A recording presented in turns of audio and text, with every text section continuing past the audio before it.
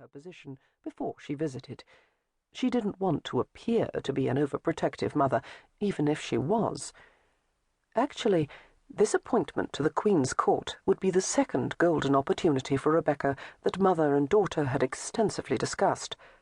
The first had arisen 5 years ago, when they were in complete agreement on their first choice for Rebecca's future husband.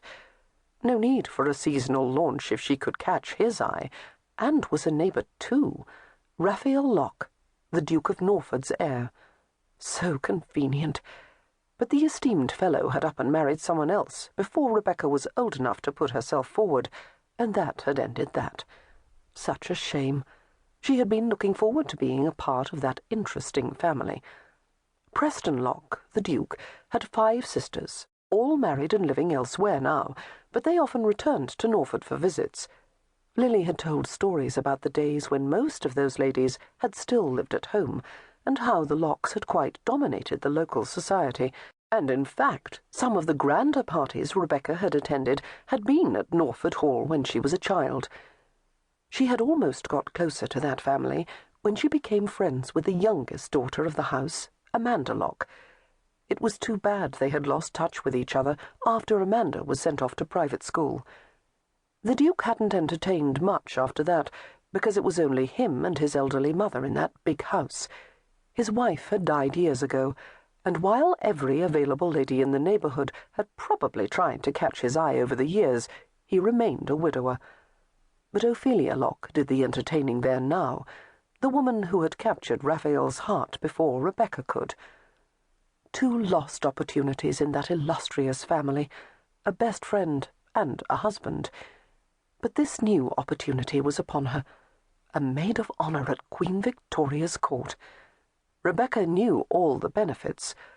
Holding the position was comparable to attending the most elite finishing school in the world.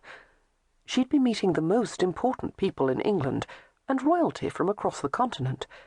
There was no reason to wait for a season if you were part of a court with a queen who loved to entertain. If Rebecca was lucky, the Queen might even have a hand in picking her future husband. Anything was possible. Miraculously, Rebecca's wardrobe was finished in time for her departure to London, and was much grander than it would have been for a mere season.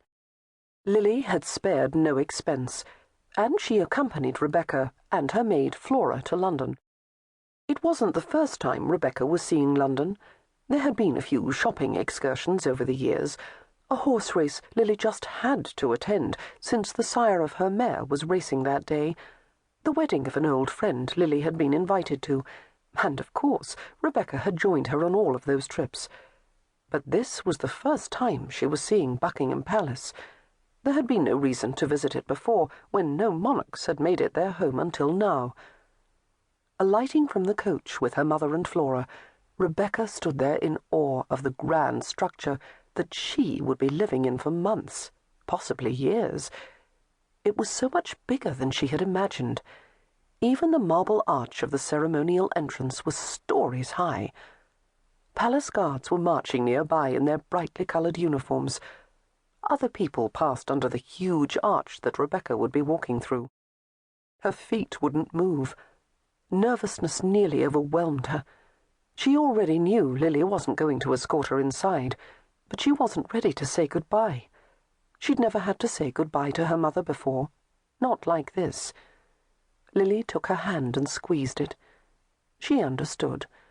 In that simple gesture, she gave Rebecca courage.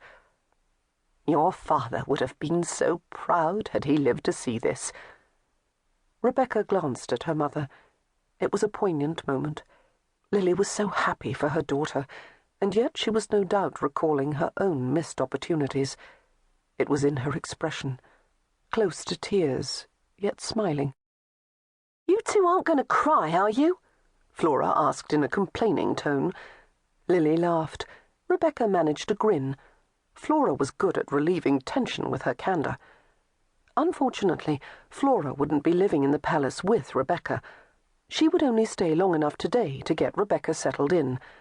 They both knew that Rebecca wasn't going to get a room to herself. There simply weren't enough rooms for all the members of the court, let alone for their servants. So Lily had rented a flat for Flora nearby.